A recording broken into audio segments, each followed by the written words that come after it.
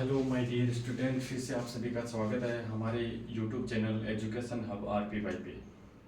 जैसा कि हमने आपको पहले के हमारे पूर्व के जो वीडियो लेक्चर थे उसके अंतर्गत आपको अवगत कराया था, बताया था कि इस चैनल पे आपको केमिस्ट्री से संबंधित कैसे और आसान तरीके से हम केमिस्ट्री को सीख सकते हैं क्लासेस उपलब्ध करवाई जाएंगी। ठीक है, बाइलिंगुअल लैंग्वेज होगी। किसी प्रकार की कोई समस्या हो तो आप कमेंट के द्वारा हमें पूछ सकते हैं। जैसा कि हमने हमारी पूर्ववर्ती कक्षा या पहले की जो कक्षाएं अपलोड की थी उस क्लास में हमने एक बेसिक चीज़ स्टार्ट की थी। जो बच्चे 10th क्लास से पास आउट आते हैं 11th में, उनके लिए एक बेसिक चीज़ होती है केमिस्ट्री में आवर सारणी, पीरियोडिक टेबल। उसको सीखना काफ़ी अनिवार्य है अगर आपको केमिस्ट्री सीखना है, क्योंकि आपको ध्यान है कि जिस प्रकार से आप लोग हिंदी और इंग्लिश को सीखने के लिए अल्फ़ाबेट वगैरह, बारकटी वगैरह कुछ भी सीखते हैं, क्या गड्ढा वगैरह जो भी सीखते हैं, ठीक वैसे ही केमिस्ट्री को सीखने के लिए ये बेसिक नीड है। बेसिक नीड का मतलब है आपको पीरियोडिक टेबल, आवर सारणी का पता होना चाहिए कि कौन सा एलिमेंट का क्या सिंबल है, क्या नाम है, क्या एटॉमिक मास है और कितने नंबर पे आता है। ठीक है, तो जनरली हम उसको रट नहीं सकते। 118 तत्व अभी तक आवर सारणी में खोजे जा चुके हैं। लगभग 118 तत्वों को याद करना काफ़ी कठिन लगता है, डिफिकल्ट लगता है, लेकिन हम आपको आसान और इजी तरीके से सिखाएंगे किस प्रकार से 118 तत्वों के एटॉमिक नंबर, परमाणु क्रमांक को, इलेक्ट्रॉनिक विन्यास को यानी इलेक्ट्रॉनिक कॉन्फ़िगरेशन को कैसे याद किया जा सकता है। ठीक है, साथ में ही हम पीछे के चैप्टर में जो बात की थी उसको एक बार मैं 5 मिनट के लिए दोहरा देता हूँ कि आप हमने पीछे जो क्या क्या डिस्कशन किए थे। देखो, सबसे पहला हमने डिस्कशन किया था कि पीरियोडिक टेबल आवर सारणी के बारे में कुछ साइंटिस्ट थे जिन्होंने अपने अपने मत दिए थे, अपने अपने सिद्धांत दिए थे, अर्लियर अटेम्प्ट दिए थे, जिसमें से सबसे पहला हमने पढ़ा था किसका, डोबेराइनर। सबसे पहला हमने पढ़ा था किसका, डोबेराइनर का त्रिक नियम। कौन सा, डोबेराइनर का ट्रायड नियम। ठीक है, डोबेराइनर का त्रिक नियम। डोबेराइनर साहब ने क्या किया था, इन साइंटिस्ट ने किया कि 3-3 तत्वों के एलिमेंट के जोड़े बनाए थे। इन्होंने क्या किया था, 3-3 तत्वों के एलिमेंट के क्या बनाए थे, जोड़े बनाए थे। जैसे इन्होंने एक एलिमेंट ए माना, दूसरा हमने मान लिया बी है और सी है, तो उन्होंने क्या किया, उन्होंने कहा कि 3 तत्वों के इस प्रकार से त्रिक बनाइए या जोड़े बनाए 3-3 तत्वों के, कि इसमें पहले का और अंतिम का, कौन से का, पहले वाले का और अंतिम वाले का, यदि हम क्या करेंगे, इनके एटॉमिक मास को जोड़ लेंगे। क्या कर लेंगे, एटॉमिक मास को जोड़ लेंगे, तो वो जो एटॉमिक मास को जोड़ने पर इनका जो एवरेज आएगा, इनके किसको जोड़ेंगे, एटॉमिक मास को। ठीक है, किसको जोड़ लेंगे हम, एटॉमिक वेट कह सकते हैं। ठीक है, वेट को, एटॉमिक वेट को यानी परमाणु द्रव्यमान, परमाणु भार या द्रव्यमान जो भी। ठीक है, इसको यदि हम ऐड करेंगे पहले और तीसरे तत्व को, जैसे A प्लस C, और उसका एवरेज निकालेंगे। क्या निकालेंगे, उसका एवरेज, तो वो B के इक्वल आएगा। उसका जो औसत निकालेंगे वो किसके इक्वल आएगा, B के लगभग बराबर आएगा। ठीक है, ये किसने कहा था, डोबेराइनर ने। ठीक है, इन्होंने कुछ नियम भी दिए थे। इसी नियम में इन्होंने एक पहला ट्रायड जो बनाया था वो क्या बनाया था, इस प्रकार से बनाया था, Li Na और K का। ठीक है, तो जैसे देखो, सोडियम का आप जानते हो, नहीं भी जानते तो ध्यान रखिए, सोडियम का आता है 23 नंबर द्रव्यमान संख्या, इसकी होती है 7, पोटेशियम होता है 39 पे। इन्होंने क्या कहा था, पहले को और किसको, अंतिम को जोड़ना है। तो पहला और अंतिम क्या है, Li और K, तो पहले और अंतिम को जोड़िए आप, तो क्या आएगा 7 + 39, और ऐड करके इसका एवरेज निकाला, मतलब 2 से डिवाइड करना है। 2 ही तो एलिमेंट है हमारे पास, 3 का ही तो जोड़ा बनाना, ट्रायड बनाना। उन्होंने क्या कहा था, त्रिक बनाइए, ट्रायड, तो ट्रायड बन गया। एवरेज निकालेंगे तो कितना आएगा, 46/2, कितना आएगा 23, यानी 23 आ गया। और ये 23 लगभग किसके इक्वल है, इस एन की। तो यही किसने कहा था, हमारे डोबेराइनर साइंटिस्ट ने। ठीक है, डोबेराइनर साहब ने यही कहा था कि कोई भी 3 एलिमेंट लीजिए, पहले और अंतिम का एटॉमिक वेट यदि जोड़ेंगे तो उसका एवरेज निकालेंगे। एटॉमिक वेट यानी परमाणु द्रव्यमान या भार को जोड़कर उसका एवरेज निकालेंगे तो वो किसके बराबर आएगा, इस बीच वाले एलिमेंट के बराबर आएगा। ये पहला कथन था। फिर ये जो ट्रायड है वो ज़्यादा एलिमेंट तक लागू नहीं हुआ। इनका जो कथन था या इनकी जो थ्योरी थी वो 15 से 20 तत्वों पर लागू हुई, ज़्यादा एलिमेंट पर लागू नहीं हुई, इसलिए ये थ्योरी फेल हो गई थी। ठीक है, उसके बाद कुछ और भी हैं जिन्हें आप निकाल सकते हैं, मैं आपको लिखवा देता हूँ। फॉर एग्जाम्पल आप करके देखेंगे, जैसे यदि आपको किसका दे दिया जाए, एक त्रिकोण बना दिया मैंने, क्लोरीन, ब्रोमीन और आयोडीन का। ठीक है, आपको ध्यान नहीं है तो मैं बता देता हूँ कि इनका जो होता है द्रव्यमान संख्या कितनी होती है, इसकी तो होती है 35.5 क्लोरीन की, Br की जो होती है वो कितनी होती है 80, और इसकी क्या होती है I की 127। अब आपको क्या करना है, पहले को और अंतिम को ऐड करना है, उसका एवरेज निकालना है, वो लगभग इसके बराबर हो सकता है 0.0501 कुछ कम या ज़्यादा आ जाए, लेकिन लगभग बराबर की बात कर रहे हैं, अप्रोक्सीमेट बराबर आएगा, ठीक है, इक्वल आएगा। एक और ट्राइड देता हूँ आपको, जैसे Ca कैल्शियम, Sr स्ट्रोनशियम, और फिर क्या है Ba बेरियम, ठीक है। यहाँ पे इनका एटॉमिक मास की बात करें तो इसका कैल्शियम का होता है 40, इसका होता है 88 88 स्ट्रोनशियम का, और इसका होता है 137। आपको क्या करना है, पहले वाले को और अंतिम को ऐड करना है, और उसका एवरेज निकालोगे तो वो किसके इक्वल आना चाहिए, इस 88 के लगभग इक्वल आना चाहिए, ठीक है। तो आप इसको कर लेंगे। 3 ट्रायड मैंने आपको बता दिए, एक पहला मैंने कर दिया, 2 आप करके देख लेंगे। चलिए, ये ज़्यादा एलिमेंट तक लागू नहीं हुआ, केवल 10 से 15 तत्वों तक लागू हुआ, इसलिए आगे जाकर ये थ्योरी क्या होगी, अपने आप ही फेल हो गई, इसकी लिमिटेशन ये थी। दूसरा जो कथन है वो किसने दिया था, दूसरा जो नियम दिया था वो किसने दिया था, न्यूलैंड नामक साइंटिस्ट ने। न्यूलैंड ने अपना अष्टक नियम दिया था। किसने दिया था, न्यूलैंड का अष्टक नियम, न्यूलैंड का अष्टक नियम, ठीक है। कह सकते हैं न्यूलैंड का ऑक्टिव रूल, क्या बोल सकते हैं इसको, न्यूलैंड का ऑक्टिव रूल। न्यूलैंड साहब ने क्या कहा था, इन्होंने कहा कि आवर्त सारणी में आप कोई भी 7 तत्वों को उठाइए, किसी भी 7 एलिमेंट को उठाइए, जैसे आप क्रम से उनको व्यवस्थित करेंगे तो जो ऑर्डर के बाद 8वां एलिमेंट आएगा उसके गुण किससे मैच खाएंगे, उसकी प्रॉपर्टी किससे मैच खाएंगे, पहले वाले से। उन्होंने कहा कि ये ठीक उसी प्रकार होता है जिस प्रकार से संगीत में 7 सुर होते हैं, सा रे गा मा पा धा नी और सा। उन्होंने कहा था जिस प्रकार से संगीत में 7 स्वर होते हैं, तो आप देख सकते हो ये पहला स्वर हो गया, दूसरा, तीसरा, चौथा, 5वां, 6वां और 7वां, और जो 8वां बोल रहे हैं वो वापस किससे मैच कर रहे हैं, पहले वाले से, ठीक है। तो इन्होंने कहा कि एलिमेंट भी ऐसे ही होते हैं। अष्टक रूल में ये कहा कि एलिमेंट आप कहीं से भी कोई भी 7 तत्व उठाइए, जो 8वां तत्व आएगा उसके गुण किससे मैच खाएंगे, पहले वाले से, पहले वाले तत्व से इसकी मैच खाएंगे। जैसे इन्होंने बताया था Li से लेकर, ठीक है, कोई भी ले सकते हैं आप, कोई जरूरी नहीं है Li, जैसे Li लिया, उसके बाद beryllium, boron, carbon, nitrogen, oxygen, fluorine. तो देखिए 7 तत्व हो गए, 1 2 3 4 5 6 7, और ये 8वां तत्व आएगा, उसके गुण किससे मैच खाएंगे, इस पहले वाले एलिमेंट्स, उसकी प्रॉपर्टी किससे मैच होंगी, पहले वाले एलिमेंट से। ये क्या था, न्यूलैंड का अष्टक नियम। ये नियम भी अधिक मतलब ज्यादा एलिमेंट तक लागू नहीं हुआ, 30 से 40 तत्व 35 तत्व तक लगभग लागू हुआ, उसके बाद ये नियम भी क्या हो गया, लिमिटेशन जो इसका नियम है, लिमिटेशन जो इसकी बाउंड्री थी वो सब फेल हो गई, इसने जो भी स्टेटमेंट दिए वो सब कथन फेल हो गए थे।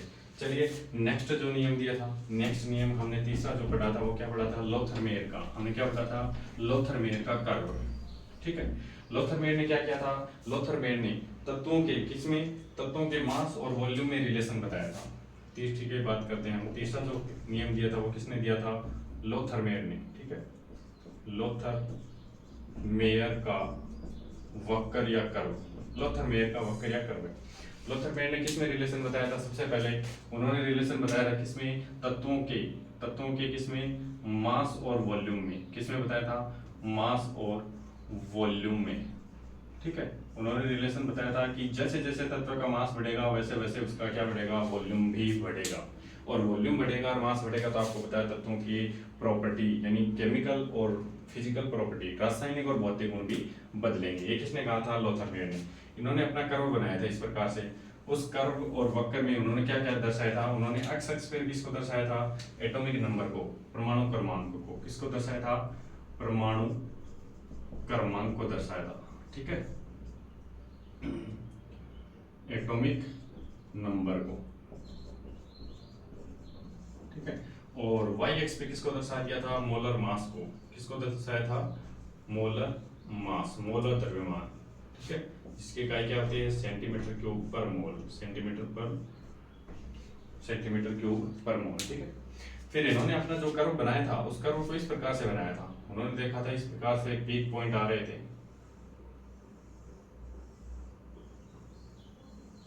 ठीक है। अब देखिए इन पीक पॉइंट्स में से उन्होंने क्या कहा था, इस प्रकार से ये जो कर्व बन रहा था उस कर्व में कुछ से उन्होंने चीजें देखी थी, उनके बारे में बताया था, ठीक। तो उन्होंने क्या बताया था उसके बारे में हम एक बार पुनः मैं इसको दोबारा से बना देता हूँ, हल्का सा थोड़ा ऊपर चला गया लाइन से, तो उसको उन्होंने इस प्रकार से कर्व बनाया था, ठीक है, इस प्रकार से कर्व है। उस कर्व में उन्होंने बताया था लोथरमेयर ने कि ये जो टॉप पॉइंट है, टॉप यानी टॉप का मतलब है शीर्ष पे जो पॉइंट है ये वाले, ठीक है, ये सारे के सारे पॉइंट जो हैं, देखो इस कर्व में 4 चीजें बताई उन्होंने। पहला कि टॉप ऑफ जो पॉइंट है वो टॉप पॉइंट किसको शो कर रहे हैं, ये वाला, एक तो ये वाला पॉइंट बताया था उन्होंने, ठीक है। उसके बाद उन्होंने क्या कि डिसेंडिंग का मतलब है नीचे की तरफ जाते हुए, देखो प्रत्येक लाइन में ऐसे ऊपर गए फिर नीचे की तरफ आ रहे हैं, ये डिसेंडिंग पॉइंट। फिर उन्होंने बताया असेंडिंग का मतलब होता है बढ़ते हुए, ऐसे ऊपर की तरफ जाते हुए। तो देखो ऊपर की तरफ जाते हुए ये पॉइंट है, ये रहा, नेक्स्ट ये रहा, नेक्स्ट ये रहा। फिर उन्होंने बताया कि टॉप ऑफ बॉटम तो हो गए ओपन, नेक्स्ट है यहाँ तल में नीचे की तरफ, कहाँ पे, नीचे की तरफ जो पॉइंट है वो, ठीक है। इसके बारे में इन्होंने कहा था कि ये जो ऊपर टॉप पे जो बिंदु हैं, ये जो शीर्ष पे जो बिंदु है, ये किसको दर्शाते हैं, मोर इलेक्ट्रोपॉजिटिव, मोर इलेक्ट्रो पॉजिटिव एलिमेंट को, ठीक है। इसका मतलब है ये किसको दर्शाते हैं, अधिक विद्युत धनी तत्वों को। और वो कौन से होते हैं, वो होते हैं क्षार धातु, जैसे सोडियम, पोटेशियम, रुबिडियम इत्यादि, ठीक है। यानी क्षार धातु को इंग्लिश में कहते हैं एल्काइली मेटल। क्या कहते हैं इनको, एल्काइली मेटल, ये एल्काइली मेटल को दर्शाते हैं। और जो डिसेंडिंग में जो नीचे पॉइंट लिखे हुए हैं, कौन से, नीचे की तरफ जो डिसेंडिंग में पॉइंट लिखे हुए हैं वो किसको दर्शाते हैं, नीचे जो डिसेंडिंग में पॉइंट लिखे होते हैं वो दर्शाते हैं एल्काइली अर्थ मेटल को। किसको दर्शाते हैं, ये वाले पॉइंट हैं डिसेंडिंग वाले, ठीक है, ये वाले, ये किसको दर्शाएंगे, ये दर्शाएंगे एल्काइली अर्थ मेटल, या फिर दूसरा कह सकते हैं लेस इलेक्ट्रोपॉजिटिव, कम विद्युत धनी। क्या कह सकते हैं, कम विद्युत धनी। कौन से होते हैं, बेरिलियम हो गया, मैग्नीशियम हो गया, कैल्शियम हो गया इत्यादि, ठीक है।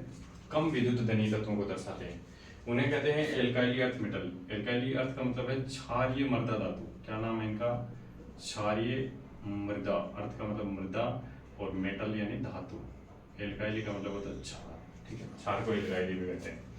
नेक्स्ट इन्होंने बताया था कि जो यहाँ असेंडिंग ऑर्डर में है, असेंडिंग का मतलब ऊपर की तरफ जाते हुए, ऊपर की तरफ चढ़ते हुए पॉइंट में जो भी है असेंडिंग ऑर्डर में, वो किसको दर्शाएंगे, असेंडिंग ऑर्डर दर्शाएंगे हेलोजन तत्वों को। ये जो पॉइंट है, देखो ऊपर की तरफ चढ़ते समय जो पॉइंट आ रहे हैं वो दर्शाएंगे किसके, हेलोजन तत्व को, हेलोजन एलिमेंट को, यानी हेलोजन तत्वों को। हेलोजन तत्व कौन से होते हैं, फ्लोरीन, क्लोरीन, ब्रोमीन, आयोडीन। कौन से होते हैं, फ्लोरीन, क्लोरीन, ब्रोमीन, आयोडीन, यानी आवर्त सारणी का वर्ग नंबर 17। कौन सा, आवर्त सारणी का वर्ग नंबर 17। नेक्स्ट इन्होंने बताया था कि ये जो नीचे तल में बिंदु हैं, कहाँ पे हैं, जो बॉटम के निचले वाले पार्ट में है, ठीक है, बॉटम के पार्ट ऑफ एंड में जो पॉइंट है, बॉटम के पार्ट ऑफ एंड में जो नीचे की तरफ पॉइंट है ना, ये पॉइंट किसको दर्शाते हैं, ये दर्शाते हैं किसको, सभी के सभी ये दर्शाएंगे मेटेलोइड को, ठीक है, मेटेलोइड्स को। और साथ में दर्शाएंगे ट्रांजिशन मेटल को, ट्रांजिशन मेटल। अब होते क्या है सुनिए, ट्रांजिशन मेटल का मतलब होता है संक्रमण धातुओं। ये क्या है, संक्रमण धातुओं को दर्शाते हैं, संक्रमण धातु। और मेटेलॉइड कहते हैं किसको, उपधातु को, उपधातुओं को, ठीक है। धातु जिसमें प्योर मेटल की प्रॉपर्टी हो, अधातु जिसमें धातु के गुण नहीं हो, मतलब मेटल की प्रॉपर्टी नहीं हो, उपधातु जिसमें आदि यानी कहते हैं कुछ मात्रा में मेटल की प्रॉपर्टी होती है, कुछ नॉन मेटल की प्रॉपर्टी होती है, ठीक है। धातु और अधातु दोनों के बीच का, ठीक है, दोनों प्रकार के गुण पाए जाते हैं।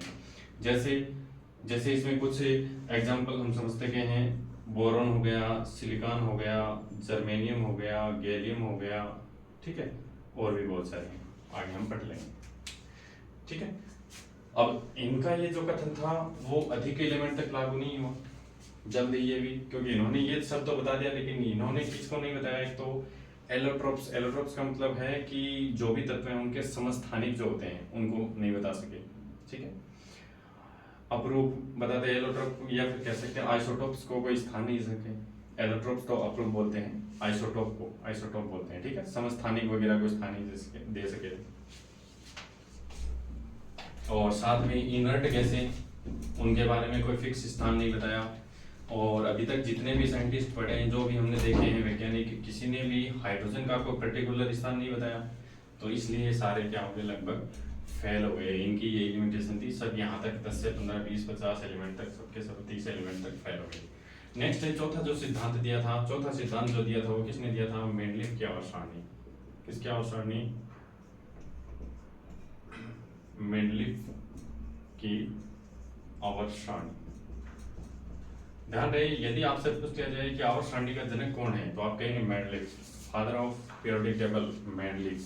और यदि यह जाए कि फादर ऑफ मॉडर्न या मॉडर्न पीरियोडिक टेबल, तब आप कहेंगे मोज़ले, ठीक है। आवर्त सारणी का जनक कौन है, तो मेंडलीव है। और पूछा जाए आधुनिक आवर्त सारणी का जनक कौन है, तब मोज़ले कहेंगे, ठीक है। तो ये क्या है, जनक, आवर्त सारणी का क्या है, जनक है। और यदि आवर्त सारणी की जगह जाए आधुनिक आवर्त सारणी, तब कहेंगे हम मोज़ले आवर्त सारणी का जनक कौन है, मोज़ले है। इन्होंने भी क्या कहा था, इन्होंने कहा था कि जो भी तत्व होते हैं, जितने भी एलिमेंट होते हैं, जो भी तत्व होते हैं, वो सब तत्व सब के सब क्या होते हैं, आवर्ती फलन होते हैं। क्या होते हैं, आवर्ती फलन होते हैं। किसके, एटॉमिक मास के, परमाणु द्रव्यमान के। अब आवर्ती फलन से क्या मतलब होता है, याद देखिए, आवर्ती फलन का मतलब होता है, ये कहता है कि क्या होते हैं, पीरियोडिक फंक्शन होते हैं। किसके, एटॉमिक मास के। अब पीरियोडिक फंक्शन या आवर्ती फलन से क्या मतलब है, आवर्ती फलन से मतलब होता है कि यदि एटॉमिक मास बढ़ेगा या घटेगा तो तत्व के आवर्तित होंगे। आवर्तित का मतलब बदलेंगे गुण, कौन से, भौतिक और रासायनिक, भौतिक और रासायनिक। यानी इसने सीधी सी बात कह दी कि तत्व के भौतिक और रासायनिक जो भी गुण है, फिजिकल और केमिकल प्रॉपर्टी है, वो सब की सब किस पे डिपेंड करती हैं, एटॉमिक मास पे, ठीक है, परमाणु के द्रव्यमान पे। लेकिन इनका ये जो कथन है, ये लगभग 40 से 50 एलिमेंट तक लागू हुआ, लेकिन कुछ एलिमेंट पर लागू नहीं हुआ, ठीक है। इनका जो कथन है वो कहाँ थे, 40 से 50 तत्वों पर लागू हुआ, लेकिन उसके बाद लागू नहीं हुआ। साथ में इन्होंने सभी तत्वों के बारे में ये नहीं बता सके थे। इन्होंने भी क्या किया था, अपने पूरी आवर्त सारणी में ये बात तो इन्होंने कह दी कि परमाणु द्रव्यमान पर निर्भर करते हैं या उसके पीरियोडिक फंक्शन होते हैं, आवर्ती फलन होते हैं, लेकिन ये क्या नहीं बता सके थे, एक तो नोबल गैस का स्थान नहीं बता सके। नोबल मतलब इनर्ट गैस है, कौन सी गैस है, इनर्ट, इनर्ट या फिर कह सकते हैं नोबल। नोबल गैस जो होती हैं, नोबल गैस कौन कौन सी, हीलियम है, नियोन है, आर्गन है, क्रिप्टोन है, जीनोन है, यानी वर्ग नंबर 18, ठीक है, वर्ग नंबर 18, रेडोन है। इनके बारे में, इन गैसों के बारे में कोई स्थान या इनके बारे में नहीं बता सके कि ये क्यों इनर्ट गैसें हैं, ये शून्य गैस क्यों कहलाते हैं, या शून्य ग्रुप क्यों कहते हैं, कि ये गैस क्यों कहते हैं, इनके बारे में कुछ नहीं बता सके। साथ में इन्होंने भी, जो पीछे साइंटिस्ट थे उन्होंने नहीं बताया, किसको नहीं बताया, आइसोटोप्स के। आइसोटोप, आइसोटोप का मतलब होता है समस्थानिक, समस्थानिक। देखो नाम में ये बात छिपी हुई है, क्या, आइसोटोप, आइसोटोप समस्थानिक। समस्थानिक का मतलब होता है समस्थान, एक जैसे स्थान। नहीं, ऐसे तत्व है, एक ही तत्व के अलग अलग, ये थोड़ी एक ही तत्व के एक स्थान पे होगा तो अलग अलग रूप भी तो हो सकते हैं। जैसे आप देखते हो ना, C12 है, C13, C14, ऐसे। तो ये सब के सब क्या है, तत्व तो एक ही है, एलिमेंट कार्बन, सब में क्या है, कार्बन ही तत्व है, लेकिन सबके क्या है, द्रव्यमान संख्या अलग अलग है। तो कह सकते हैं कि द्रव्यमान संख्या अलग हो, जबकि एटॉमिक नंबर है, परमाणु द्रव्यमान है, वो सबका सेम हो। समस्थानिक, स्थान का मतलब स्थान, प्लेस, यानी आवर्त सारणी में ऐसे एलिमेंट जिनका प्लेस क्या हो, स्थान क्या हो, एक समान हो, लेकिन उनकी द्रव्यमान संख्या है, ऊपर जो मास नंबर लिखा हो वो क्या हो, डिफरेंट हो, तो उन्हें कहते हैं समस्थानिक। तो ये समस्थानिक को कहाँ रखे आवर्त सारणी में, इसके बारे में नहीं बता सका, यानी इनका कोई प्लेस डिसाइड नहीं कर सका था, इसलिए ये भी मोज़ले की मेंडलीव की आवर्त सारणी में क्या हो गई थी, यहाँ पे फेल हो गई थी। इसके अलावा इसने जो कथन कहा था, इसने कहा था कि आवर्ती फलन, कहने का मतलब था कि जो एटॉमिक मास जिनका पहले कम होगा, जिनका द्रव्यमान संख्या कम है, उन्हें पहले लिखेंगे, और द्रव्यमान संख्या बाद में है, उन्हें बाद में लिखा जाएगा। मेंडलीव ने कहा था कि ऐसे तत्व जिनकी द्रव्यमान संख्या कम होगी उनके पहले, वो आवर्त सारणी में पहले आएंगे, जिनकी द्रव्यमान संख्या बाद में होगी, वो ज्यादा होगी, वो बाद में आएंगे। लेकिन इनका ये कथन कुछ एलिमेंट पर लागू नहीं हुआ। जैसे मैं बता सकता हूँ, फॉर एग्जाम्पल पोटेशियम है, पोटेशियम की द्रव्यमान संख्या होती है 39.9। एटॉमिक मास कितना होता है? 39.09 39.09 होता है, ठीक है, 39.09। इसी प्रकार जो आर्गन होता है, आर्गन गैस होती है, उसका होता है 39.9, ठीक। अब आप देखिए उन्होंने क्या कहा था, जिसकी एटॉमिक मास कम होगा वो पहले आएगा। आप जानते हो कि पोटेशियम का एटॉमिक नंबर कितना होता है? कितना होता है? 19 पे होता है ना, जबकि आर्गन कितने पे होता है? आर्गन कितने पे होता है? 18 पे। आर्गन कितने पे होता है?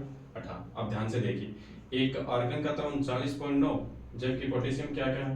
39.09। अब बताइए किसका ज्यादा है? आर्गन का, ठीक है। आर्गन का आना चाहिए बाद में, जबकि आवर्त सारणी में आर्गन का स्थान क्या है? पोटेशियम से पहले है। तो इसलिए क्या हो गया था, मेंडलीव की आवर्त सारणी यहाँ पे आके फेल हो गई थी। और भी बता सकता हूँ कुछ एलिमेंट, जैसे आप और भी एलिमेंट खोज सकते हैं, जैसे कोबाल्ट है, और इसी प्रकार Ni है, निकिल, ठीक है। तो कोबाल्ट और निकिल को देखिए आप, ये 27 पे है, ये 28 पे, ठीक है। तो इनको देख लीजिए, सॉरी कोबाल्ट, इनका एटॉमिक मास है, इसका तो 58.9 और इसका है कितना? 59.6, ठीक है। जबकि आवर्त सारणी में इनका स्थान देखो, वर्ग नंबर कौन से ये आओ, कौन से डी ब्लॉक में आते हैं? तो स्किम टाई वाली कार में, स्किम टाई वाली कार में, फिर कोई निकला कॉपर जिंक, ठीक है। अब देखो यहाँ पे ये भी अंतर आ रहा है ना, तो ये कोई स्थान फिक्स नहीं कर सका, इसलिए ये क्या हो गया, ये सिद्धांत भी यहाँ पे फेल हो गया। नेक्स्ट हम पढ़ते हैं मॉडर्न का मतलब है आधुनिक आवर्त सारणी। जो आज तक, जहाँ तक मैं ये क्लास ले रहा हूँ, यहाँ तक जो मैं पढ़ा रहा हूँ, इस समय तक जो आवर्त सारणी चली आ रही है, उसके बारे में हम बात करते हैं। हम बात करते हैं किसकी? आधुनिक आवर्त सारणी की, ठीक है। आधुनिक आवर्त सारणी, या फिर हम बोल सकते हैं मोजले की आवर्त सारणी, मोजले की आवर्त सारणी, ठीक है। आधुनिक आवर्त सारणी कह सकते हैं या मोजले की आवर्त सारणी, एक ही बात है, ठीक है। देखिए मोजले की आवर्त सारणी और मेंडलीव की जो आवर्त सारणी, उसमें दोनों ने स्टेटमेंट जो कथन दिया उसमें कोई ज्यादा अंतर नहीं है। मोजले ने क्या कहा? मोजले ने भी ये कहा कि जो भी तत्व हैं, तत्व जो होते हैं वो आवर्ती फलन होते हैं, आवर्ती फलन। देखो ये बात उसने भी कही थी, किसने? मेंडलीव ने कही थी कि एलिमेंट जो होते हैं वो क्या होते हैं? पीरियोडिक फंक्शन होते हैं, किसके? एटॉमिक मास के। बस इसने क्या कह दिया वहां पे? एटॉमिक नंबर दे दिया। क्या कह दिया इसने? कह दिया परमाणु क्रमांक के आवर्ती फलन होते हैं। किसके होते हैं? परमाणु क्रमांक के। जबकि उसने क्या कहा था? परमाणु द्रव्यमान के, एटॉमिक नंबर के, ठीक है। इसने कह दिया कि एटॉमिक नंबर के क्या होते हैं? पीरियोडिक फंक्शन होते हैं। यानी इसका कहना यह है कि तत्वों के भौतिक और रासायनिक बदलेंगे उसके परमाणु क्रमांक के अनुसार, न कि उसकी द्रव्यमान संख्या के अनुसार। जबकि द्रव्यमान संख्या वाली बात किसने कही थी? मेंडलीव ने कही थी, ठीक है। फिर देखिए ये आवर्त सारणी अभी तक मान्य है, सर्वमान्य है, ठीक है। तो इस आवर्त सारणी में देखो क्या है, सबसे पहले हम इस आवर्त सारणी के बारे में पढ़ते हैं कि आवर्त सारणी के बारे में क्या है। इसका मैं थोड़ा सा रफ डायग्राम आप सभी के सामने तैयार करके दिखाता हूँ। देखो आप देखते होंगे कि आवर्त सारणी में इस प्रकार से आपको ग्रुप मिलेंगे टोटल। सबसे पहले ऐसी खड़ी लाइनें दिखाई देंगी आपको आवर्त सारणी में। जब भी आप आवर्त सारणी का अध्ययन करेंगे या इसको चार्ट में देखेंगे तो आपको सबसे पहले इस प्रकार से आवर्त सारणी नजर आएगी।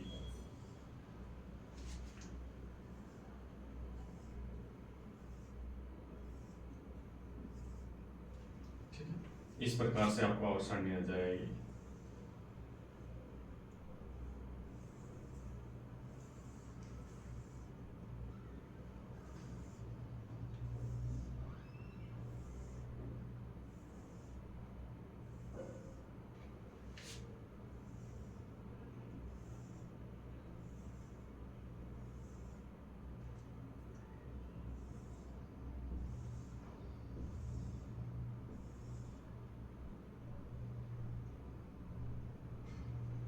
इस प्रकार से आपको आवर्त सारणी का प्रोफॉर्मा नजर आएगा, ठीक है। इस प्रकार से जब भी आप आवर्त सारणी को देखेंगे सारणीबद्ध तरीके से टेबल के अंदर, तो आपको इस प्रकार से आवर्त सारणी नजर आएगी।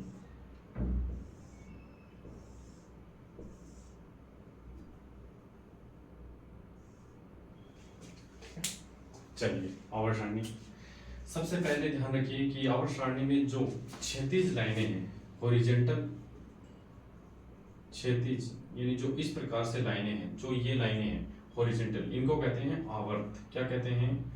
आवर्त। पीरियड कहते हैं। क्या कहते हैं? पीरियड। और जो खड़ी लाइनें हैं, ध्यान दीजिए, जो इस प्रकार से खड़ी लाइनें हैं ऊर्ध्वाधर क्या है? परपेंडिकुलर है, लंबवत हैं। जो लाइनें क्या हैं? लंबवत हैं। लंबवत जो लाइनें हैं उनको क्या कहते हैं? उनको कहते हैं ग्रुप। क्या कहते हैं? ग्रुप या वर्ग। ठीक है, तो ध्यान रहे कि आवर्त सारणी में जो हॉरिजॉन्टल लाइनें हैं उन्हें क्या कहते हैं? पीरियड, आवर्त। और जो खड़ी लाइनें हैं, जो इस प्रकार से लंबवत लाइनें हैं, ठीक है, परपेंडिकुलर हैं, वो क्या कहलाती हैं? वो सब की सब लाइनें, जो खड़ी लाइनें हैं, उन्हें क्या कहेंगे? ग्रुप या वर्ग। ठीक है, अब आप काउंट कर सकते हैं कितने आवर्त हैं और कितने वर्ग हैं। सबसे पहले देखिए, हम काउंट करेंगे यहाँ से। यहाँ पे हाइड्रोजन एलिमेंट होता है, तो ये पहला 1 2 3 4 5 6 7। तो आपसे यदि पूछ लिया जाए कि आवर्त सारणी में टोटल कितने आवर्त हैं, पीरियड कितने, तो आप क्या कहेंगे? 7 है। आपसे पूछा है वर्ग कितने हैं, ग्रुप कितने हैं, तो ग्रुप देख दिए, ये देखिए यहाँ से, ये पहला ग्रुप है 1 2 3 4 5 6 7 8 9 10 11 12 13 14 15 16 17 और 18। टोटल वर्ग कितने हुए? 18। वर्ग कितने हुए? 18। ग्रुप 18।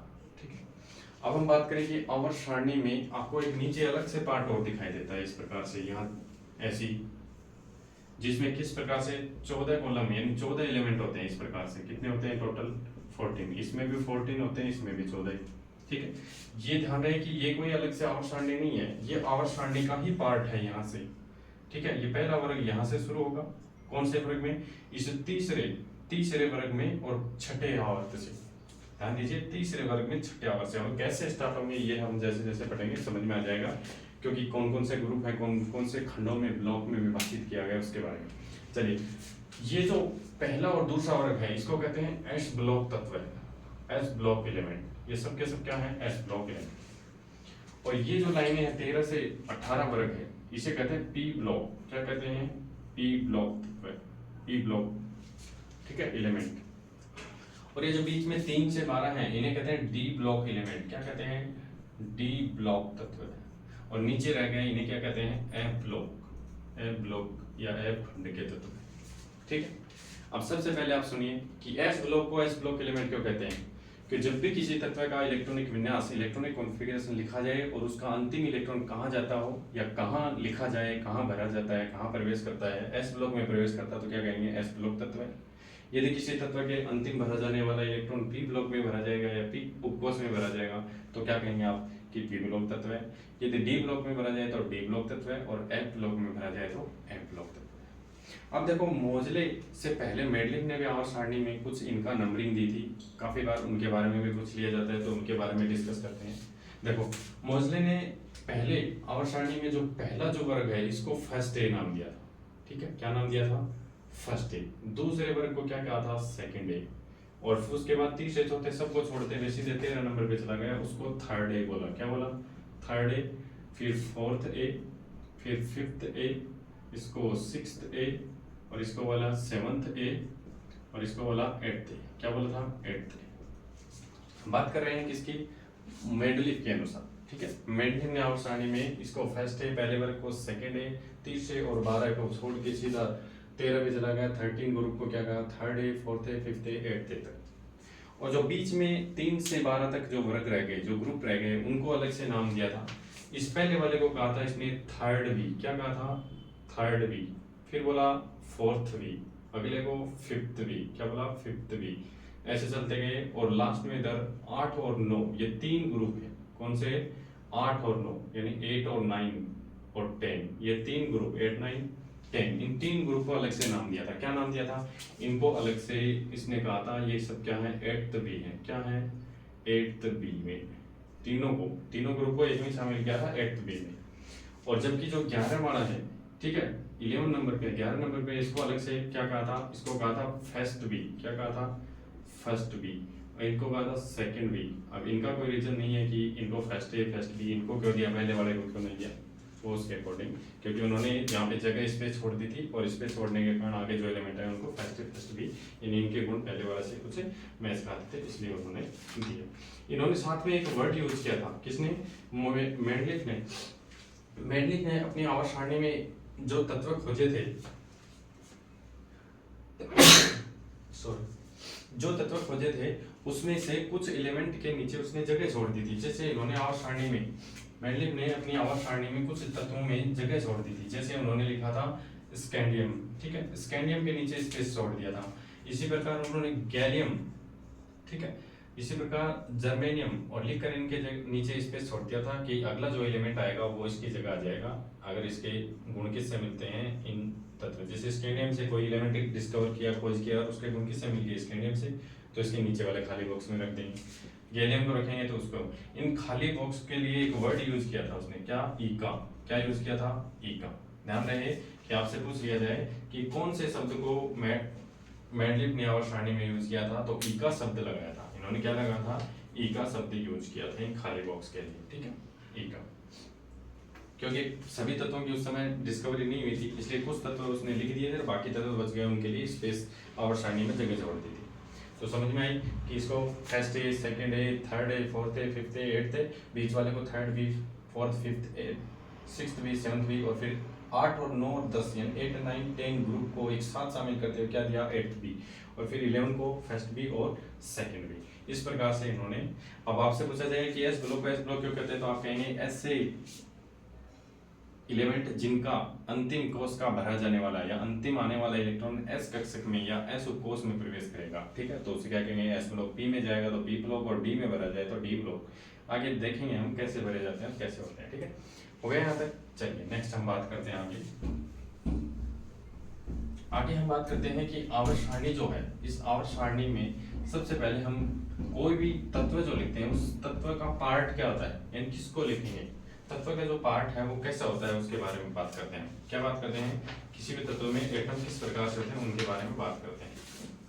चलिए सबसे पहले हम बात करते हैं कि एटम की खोज, आपसे पूछा जाए सबसे पहले कि एटम की खोज किसने की थी, ये कोई क्या है? एटम है, ठीक है। केमिस्ट्री क्लास में हमने पढ़ा था बेसिक रूप से कि एटम क्या होता है। एटम थ्योरी किसने दी थी एटम के लिए? सर प्रथम डाल्टन ने बताया था, ठीक है। डाल्टन ने कहा था कि यह विभाज्य कण होता है, लेकिन धीरे धीरे पता चला कि ये विभाजित कण होता है, ठीक है, अविभाज्य नहीं होता। इसमें भी काफी पार्टिकल हैं जो जैसे मेसोन है, न्यूट्रॉन्स है, या एंटी प्रोटॉन है, एंटी न्यूट्रॉन है, ये सब काफी पार्टिकल अल्फा कण है, ये बनते हैं मेसोन वगैरह, ठीक है। एटम के बारे में ए का मतलब, एटम जो शब्द है वो कहाँ से लिया गया है? ग्रीक भाषा से, ठीक है। कौन सी शब्द है? ग्रीक भाषा, जिसमें ए का मतलब होता है नोट, ठीक है। ग्रीक भाषा का शब्द है एटम, और जिसमें ए का मीनिंग होता है नोट, और टम का अर्थ क्या होता है? टम का अर्थ यहाँ पे ग्रीक भाषा में टम का अर्थ होता है डिविजिबल, डिविजिबल, ठीक है। यानी जो नॉट डिविजिबल, जो क्या नहीं हो, अविभाज्य हो, विभाजित नहीं हो, उस कण को क्या कहते हैं? एटम कहते हैं। लेकिन बाद में एटम जो होता है वो दो प्रकार से, हमने 11th में पढ़ लिया था कि परमाणु जो होता है, एटम का मतलब है परमाणु। परमाणु जो होता है वो दो प्रकार के कणों से मिलकर बना होता है। एक होते हैं फंडामेंटल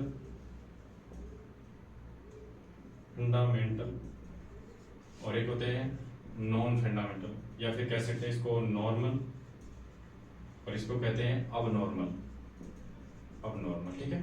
साधारण या सामान्य और या असामान्य। सामान्य कण जैसे हम जानते हैं किसी भी तत्व में 3 कणों से मिलकर न्यूट्रॉन, प्रोटॉन, इलेक्ट्रॉन, इन 3 बेसिक पार्टिकल से मिलकर बना हुआ न्यूट्रॉन, प्रोटॉन, इलेक्ट्रॉन। और भी होते हैं जैसे मेसॉन है, एंटी प्रोटॉन है, एंटी न्यूट्रॉन है, युकावा है, मेसॉन है, अल्फा पार्टिकल है, ठीक है, और भी होते हैं। तो हम कह सकते हैं कि एटम की बात कर रहे थे हम, ठीक है। अब एटम जो होगा वो 3 प्रकार के कणों से मिलकर बना होता है। बेसिक जो कण होते हैं, मूलभूत जो कण होते हैं किसी भी परमाणु में, वो 3 होते हैं। कौन कौन से होते हैं? सबसे पहले रदरफोर्ड का मॉडल हमने पढ़ा था 11वीं क्लास में कि रदरफोर्ड मॉडल, ठीक है, क्या पढ़ेंगे आगे हम, जिसमें हम देखेंगे कि किसी भी परमाणु के अंदर उसके नाभिक में 2 कण मौजूद होते हैं, 2 पार्टिकल होते हैं, न्यूट्रॉन और प्रोटॉन। इनका मतलब क्या है? न्यूट्रॉन और प्रोटॉन। और न्यूट्रॉन और प्रोटॉन ये क्या इसका न्यूक्लियस है, क्या है? न्यूक्लियस है, ठीक है, केंद्रक है या केंद्र है। उस केंद्रक में कौन से कण होते हैं? न्यूट्रॉन और प्रोटॉन। कौन कौन से कण होते हैं? न्यूट्रॉन, किसी भी परमाणु के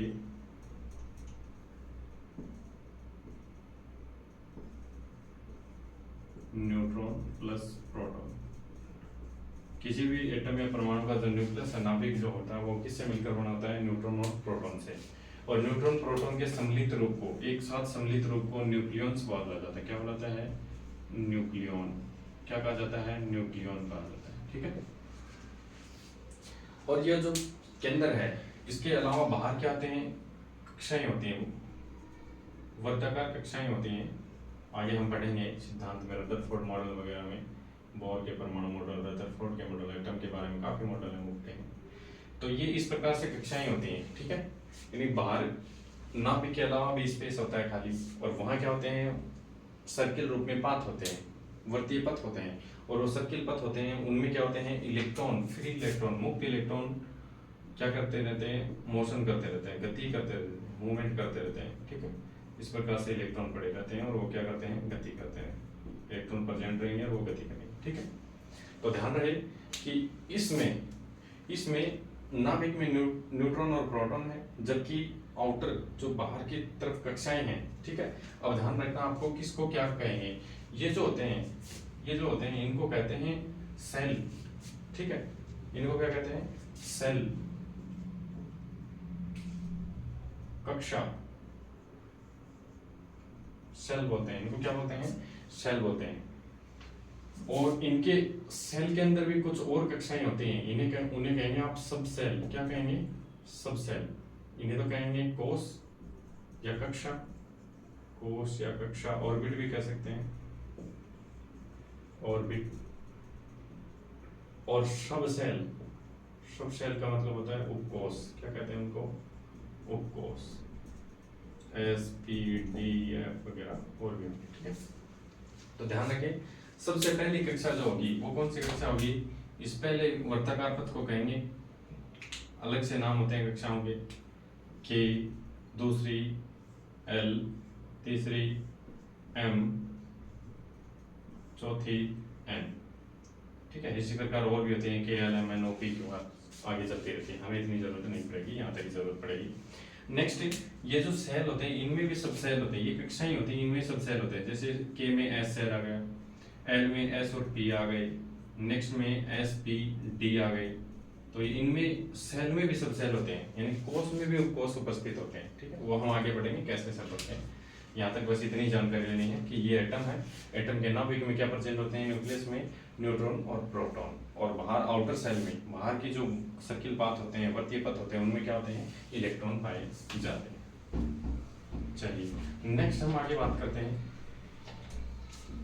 कि तत्वों में किस प्रकार से इलेक्ट्रॉनिक विन्यास लिखा जाता है। तत्वों का इलेक्ट्रॉनिक विन्यास कैसे लिखा जाता है? तो अभी देखो मैंने आपसे बात की थी, तो उस अकॉर्डिंग मैं फिर से बात कर लेता हूँ, ठीक है। फॉर एग्जाम्पल मान लो हमने ये लिया यहाँ पे एलिमेंट को, किसको लिया? एलिमेंट मतलब तत्वों को, ठीक है। दूसरे कॉलम में मैं लेता हूँ किसको? नंबर ऑफ इलेक्ट्रॉन को, नंबर ऑफ इलेक्ट्रॉन यानी इलेक्ट्रॉन की संख्या, इलेक्ट्रॉन की संख्या को लेता हूँ मैं दूसरे कॉलम में। और तीसरे कॉलम में मैं ले लेता हूँ किसको? इलेक्ट्रॉनिक कॉन्फ़िगरेशन को, इलेक्ट्रॉनिक कॉन्फ़िगरेशन, इलेक्ट्रॉनिक विन्यास को, इसको लिखता हूं मैं इलेक्ट्रॉनिक विन्यास, ठीक है। देखो लगभग 10th क्लास पास आउट है तो 30 तक एलिमेंट वहां आपने याद किए होंगे, फिर भी नहीं किए तो कोई बात नहीं। आप जानते हैं सबसे पहला एलिमेंट, एक नंबर जो एलिमेंट होता है वो क्या होता है? हाइड्रोजन। उसके बाद क्या होता है? हीलियम। फिर क्या होता है? लिथियम, ठीक है। उसके बाद क्या होता है? बेरिलियम। उसके बाद क्या होता है? बोरॉन, ठीक है। चलिए अब आप इलेक्ट्रॉन बताएंगे, तो मैंने कहा था जो एक नंबर पे एटॉमिक मास, एटॉमिक नंबर 1 है तो 1 इलेक्ट्रॉन, 2 है तो 2 इलेक्ट्रॉन, 3 है तो 3, 4 है तो 4 और 5 है तो 5, यानी नंबर ऑफ इलेक्ट्रॉन उतने ही होंगे जितना एटॉमिक नंबर है। तो इसमें 1 इलेक्ट्रॉन आ गया, इसमें 2 इलेक्ट्रॉन, 3 इलेक्ट्रॉन, 4 इलेक्ट्रॉन, 5 इलेक्ट्रॉन, ठीक है। अब मैं बात करता हूँ इलेक्ट्रॉनिक विन्यास में, इलेक्ट्रॉनिक कॉन्फ़िगरेशन में कक्षकों की, यानी सेल की बात कर रहा था। तो सेल की बात करें तो सबसे पहले देखो मैं सेल लिखता हूँ यहाँ पे, कौन कौन सी सेल लिखता हूँ, मैं लिखता हूँ यहाँ पे K, फिर लिखा मैंने L, फिर क्या लिखा M, फिर लिखा N। सबसे पहले देखो एक ही इलेक्ट्रॉन है तो एक इलेक्ट्रॉन यहाँ जाएगा, क्योंकि K सेल में केवल एक ही सब सेल आता है, कौन सा, S, मैंने बताया था, लिखिए थोड़ी देर पहले। फिर 2 इलेक्ट्रॉन, आप ये भी याद रखना है, नॉर्मली जनरली बात आगे पढ़ेंगे कि S कक्षक में या S सेल में हमेशा कितने इलेक्ट्रॉन आएंगे, 2। P में कितने आएंगे, 6, सॉरी P में कितने आएंगे, 6 इलेक्ट्रॉन, D में कितने आएंगे, 10 इलेक्ट्रॉन, और F में कितने आएंगे, 14 इलेक्ट्रॉन। नंबर ऑफ इलेक्ट्रॉन की संख्या है कि S सेल में हमेशा इलेक्ट्रॉन आएंगे, S कक्षक में इलेक्ट्रॉन आएंगे 2, P में आएंगे 6, और S में आएंगे, सॉरी D में आएंगे 10, और F में आएंगे 14। साथ में आपको ये भी याद रखना है कि जितने नंबर ऑफ इलेक्ट्रॉन आ रहे हैं, जितने नंबर ऑफ इलेक्ट्रॉन इन सेल में आएंगे उसकी आधी संख्या में, नंबर ऑफ हाफ संख्या में क्या होंगे, कक्षक होंगे। जैसे आपसे पूछता है कि S कक्षक में कितने कक्षक या ऑर्बिट होंगे, तो 2 का आधा 1, यानी एक ही कक्षक होगा। यानी जब हम इलेक्ट्रॉनिक विन्यास लिखेंगे या संकरण पढ़ेंगे तो ध्यान रखना इसका एक ही बॉक्स बनाएंगे, एक ही डब्बा। इसी प्रकार इसमें कितने हैं, 6 इलेक्ट्रॉन, तो कितने, 3, कितने, 3 कक्षक। इसमें कितने बनेंगे, D में 5, और इसमें कितने बनेंगे, 7, ठीक है। तो याद रखना S ब्लॉक में कितने, S सेल में 2 इलेक्ट्रॉन, P में 6, D में 10। ये सब कैसे आते हैं, ऐसे इलेक्ट्रॉन इतने ही क्यों आए, कम ज्यादा क्यों नहीं है, इन सब बातों का क्वेश्चन का आंसर आपको कब मिलेगा, जब हम नेक्स्ट चैप्टर के बारे में पढ़ेंगे। पहले हम बेसिक रूप से आवर्षाणी के तत्वों के बारे में ही जानकारी ले रहे हैं, ये कैसे और क्यों आए, ये सब हम जब नियम पढ़ेंगे। उससे पहले चुंबकीय क्वांटम संख्याएं, मैग्नेटिक के नंबर्स पढ़ेंगे, उसके बाद हुंड का नियम, पाउली अपवर्जन, डाइवर्स नियम वगैरह वो सब पढ़ेंगे, तब हमें पता चलेंगे, ठीक है। चलिए नेक्स्ट हम बात करते हैं कि मैंने कहा कि एक ही के जो सेल होगा उसमें एक ही सब सेल होगा, उसमें एक इलेक्ट्रॉन आ सकता है। नेक्स्ट S है तो 2 भी आ सकते हैं। अब 2 तक तो ठीक है, लेकिन जैसे लिथियम पर पहुंचे तो 3 इलेक्ट्रॉन हो गए। अब बताइए 3 इलेक्ट्रॉन हैं तो K में तो 2 ही आ सकते हैं, तो 2 तो K में आ जाएंगे, एक किस में बचा हुआ इलेक्ट्रॉन किस में आ जाएगा, इस L के सब सेल में। नेक्स्ट में इसमें 2 आ सकते हैं, इसमें भी 2 तो पहले से आ सकते हैं, P है तो 6 और भी आ सकते हैं। मैंने लिखा था ना L के साथ S और P, तो इसका मतलब है S में 2 और P में 6, 8 आ सकते हैं। तो नेक्स्ट में यहाँ देखिए फिर से इसमें कितने इलेक्ट्रॉन आ सकते हैं, 2, और बचे हुए 3 किस में आ जाएंगे, इसमें आ जाएंगे। तो इस प्रकार से तो आपसे पूछा जाए L और S में, तो मैंने पीछे लिखा भी था कि S में केवल K कक्षक में, K सेल में केवल एक ही सब सेल होता है S। मैंने लिखा था L में S और P 2 सब सेल होते हैं। तो ध्यान रखिए, देखो फिर से S शुरू होगा तो 2 S में आ सकते हैं और 6 इसमें, यानी 8 और 2 ये 10 इलेक्ट्रॉन तक अब L कक्षक चलेगा, L सेल चलेगा, ठीक है। उसके बाद M में मैंने लिखा था S P D 3 हो सकते हैं, और N में क्या होंगे, S P D F 4 सब सेल होंगे, 4 उपकोष होंगे, ठीक है।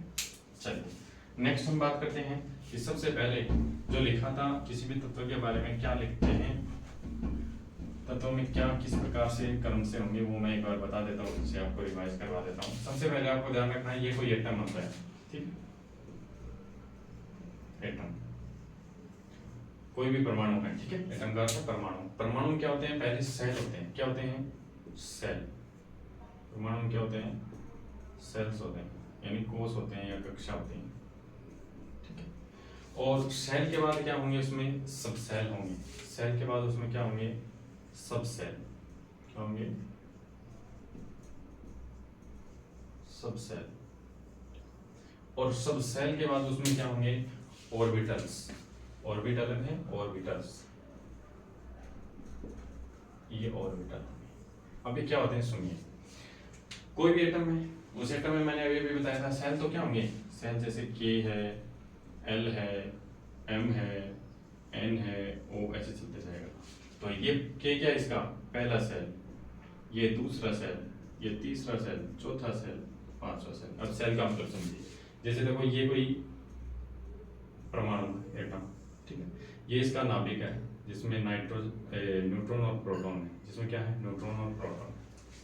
अब देखिए इस सेल में जो पहला, इस नाभिक के पास जो पहला इस प्रकार से सर्किल पथ होगा, पहला वर्तीय पथ होगा ना, वर्तीय कक्षा होगी, उसको बोलेंगे कि ये क्या है, के सेल है। समझ आ रही मेरी बात, कि कोई भी परमाणु है उसके अंदर न्यूक्लियस के पास, नाभिक के पास, नाभिक में दो ही पार्टिकल होते हैं, कौन कौन से, न्यूट्रॉन और प्रोटॉन। और आउटर सेल में यानी बाहर जो कक्षाएं होती है, वर्तीय पाथ होते हैं, सर्किल पाथ होते हैं, उसमें क्या होता है, उनमें इलेक्ट्रॉन प्रेजेंट होते हैं। अब देखिए नाभिक, न्यूक्लियस में, न्यूक्लियस बोलते हैं ना एन और पी के योग को, न्यूट्रॉन और प्रोटॉन के योग को न्यूक्लियस बोलते हैं। न्यूक्लियस के चारों ओर जो पहला सेल होगा यानी पहला वर्तीय पथ होगा उसको कहेंगे के सेल। क्या कहेंगे, के सेल यानी के कक्षा। उसके बाद जो दूसरा होगा उसको क्या कहेंगे, उसको कहेंगे एल सेल। क्या कहेंगे, एल सेल। तीसरा होगा उसको क्या कहेंगे, एम सेल। ठीक है, इस प्रकार से सेल होते हैं। ठीक है, और इन सेल में भी सब सेल होती हैं। जैसे मान लिया हमने कि के सेल में केवल एक ही सब सेल होगी, क्या होगी, एक ही सब सेल यानी एस, केवल क्या होगी, एस। तो ये सब सेल क्या होगी, इसमें केवल एस। जबकि एल में क्या होगी, एस और पी दो, एस और पी दो क्या हो जाएंगे, उपकोष हो जाएंगे। ये क्या हो जाएंगे, दो उपकोष हो जाएंगे। ठीक है, दो सब सेल हो जाएंगे। नेक्स्ट वाले में कितने हो जाएंगे, अगले वाले में फिर से एस तो होगा ही, पी भी होगा और डी भी हो जाएगा, और उससे नेक्स्ट में एस भी होगा, पी भी होगा, डी भी होगा और एफ भी हो जाएगा, और फिर जी एच आगे चलते जाएगा। ठीक है, चलिए नेक्स्ट सबसे पहले हम बात करते हैं कि किसी भी सेल में नंबर ऑफ इलेक्ट्रॉन निकालने हो। कोई भी सेल में आगे नंबर ऑफ इलेक्ट्रॉन्स कितने इलेक्ट्रॉन भरे जाएंगे इसकी संख्या निकालनी हो। कोई भी सेल में कितने इलेक्ट्रॉन भरे जाएंगे इसकी संख्या निकालनी हो, तो इसके लिए फॉर्मूला होता है, क्या होता है, 2n²। क्या होता है, 2n²। n का मतलब है यहाँ नंबर ऑफ सेल की संख्या रखिए, और दूसरा जैसे मान लो पहले में निकालनी है तो n बराबर 1 रखिए, 1 का स्क्वायर 1, 1 को गुणा करेंगे 2 से तो 2, यानी के सेल में कितने मैक्सिमम 2 इलेक्ट्रॉन आ सकते हैं। इसी प्रकार l के लिए यहाँ रखेंगे 2, तो 2 2 जा 4, 4 को 2 से मल्टीपल करेंगे 8, यानी इसमें कितने इलेक्ट्रॉन 8 आ सकते हैं। तो अब यहाँ से देखो 8 इलेक्ट्रॉन आ सकते हैं, आइडिया यहाँ से लग गया होगा, क्योंकि 8 इलेक्ट्रॉन होंगे इसका मतलब केवल s में तो आएंगे नहीं, क्योंकि अभी मैंने बताया कि s सब सेल में केवल 2 इलेक्ट्रॉन आ सकते हैं, तो बचे हुए 6 किस में भरे जाएंगे, p में, इसलिए s और p दोनों आएंगे सब सेल में। नेक्स्ट में देखो यहाँ 3 रखिए, तो 3 3 जा 9, 9 से 2 मल्टीपल 18, 18। क्या इसमें 18 आ सकते हैं केवल s में, नहीं आएंगे, इसलिए s में 2, बचे हुए किस में, p में 6, तो कितने हुए 8, और बचे हुए 10 किस में आ जाएंगे, d में। तो मैंने कहा था ना 10 आते हैं d में, तो इस प्रकार से sp/df होंगे, इसमें sp/df होगा, आगे gh आते हैं। नेक्स्ट हम बात करते हैं, जैसे इसमें 2 इलेक्ट्रॉन भरे जा सकते हैं, इसमें 8 इलेक्ट्रॉन भरे जा सकते हैं, इसमें कितने भरे जा सकते हैं, 18 इलेक्ट्रॉन, इसमें कितने भरे जा सकते हैं, 32 इलेक्ट्रॉन। ठीक है, आगे भी चलता रहेगा इस प्रकार से। ठीक है, अब हम बात कर लेते हैं कि यहाँ पे s में 2 इलेक्ट्रॉन आ सकते हैं, तो आपको ये पता है कि s का केवल और केवल एक ही ऑर्बिट होगा। क्या होगा, एक ही ऑर्बिट होगा, वो भी केवल s होगा, तो s में 2 इलेक्ट्रॉन आसानी से भरे जाएंगे। ठीक, नेक्स्ट हम p की बात करें तो इसमें s में तो 2 इलेक्ट्रॉन आने हैं, ठीक, इसके बाद में p बच गया, p में 3 ऑर्बिट होंगे। कितने ऑर्बिट होंगे, 3 ऑर्बिट, एक होता है px, एक होता है py, एक होता है pz। ठीक है, तो देखो 2 इसमें, 2 इसमें और 2 इसमें, 6 इनमें आ जाएंगे, 2 s में भरे गए, तो 8 इलेक्ट्रॉन पूरे हुए। इसी प्रकार d में भी 5 होते हैं, d में भी कितने होते हैं, 5। आगे पढ़ेंगे ये सब क्या होते हैं, dxy, dyz, dzx, dz²x² और dz², ये 5 सेल।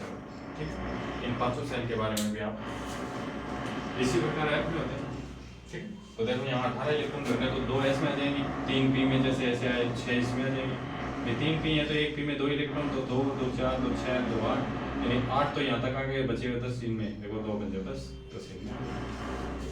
इस प्रकार से इनको किया जाता है। अगर आपको एनर्जी लेवल पूछ लिया जाए, एनर्जी लेवल का मतलब है कि ऊर्जा के बढ़ते हुए क्रम में इलेक्ट्रॉन भरे जाते हैं कक्षकों में, ये जो ऑर्बिट होते हैं ना, इनमें एनर्जी लेवल के बढ़ते हुए इंक्रीजिंग ऑर्डर में क्या बोले जाते हैं। तो ध्यान रखना, बढ़ता हुआ क्रम क्या होता है, सबसे कम ऊर्जा एस कक्षक की होती है, तो सबसे पहले इलेक्ट्रॉन किस में आएंगे, एस में, फिर किस में आएंगे, पी में, फिर किस में आएंगे, डी सबसेल में, फिर किस में आएंगे, एफ में। यानी ये क्या है, इनका ऊर्जा का बढ़ता हुआ क्रम। ये क्या है, एनर्जी लेवल, ऊर्जा का बढ़ता हुआ क्रम, ऊर्जा का बढ़ता हुआ क्रम, ठीक है। सेल का, सब सेल का बढ़ता हुआ क्रम।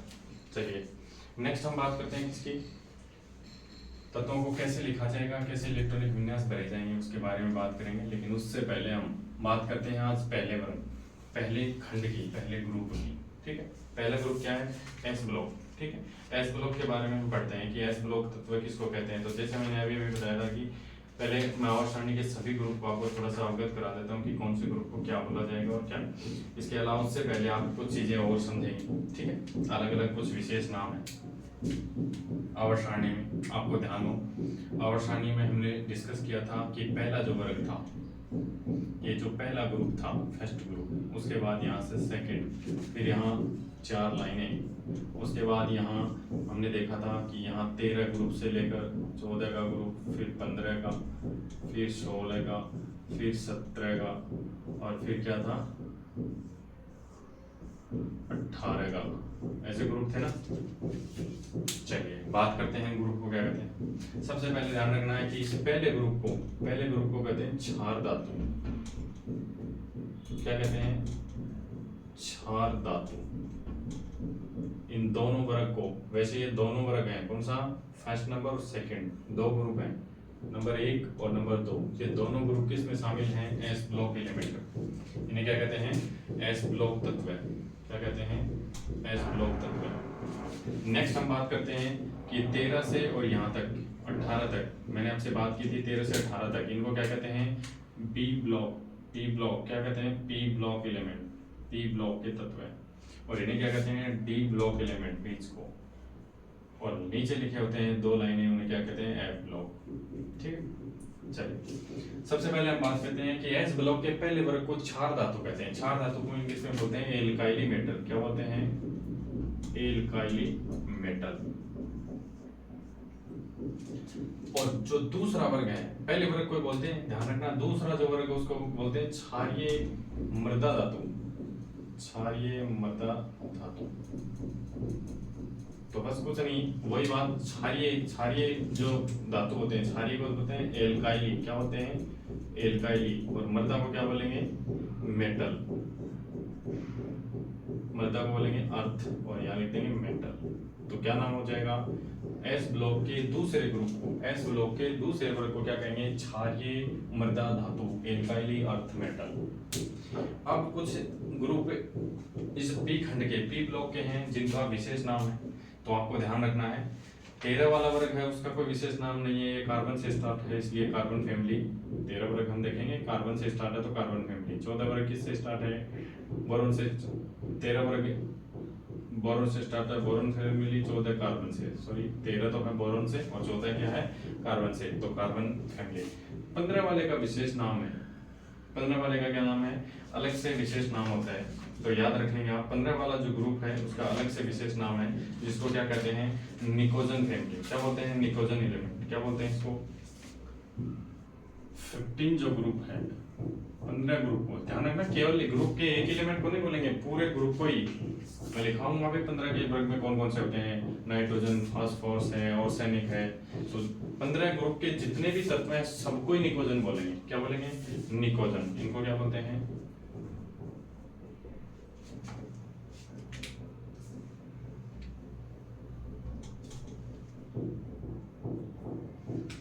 इनको बोलते हैं निकोजन,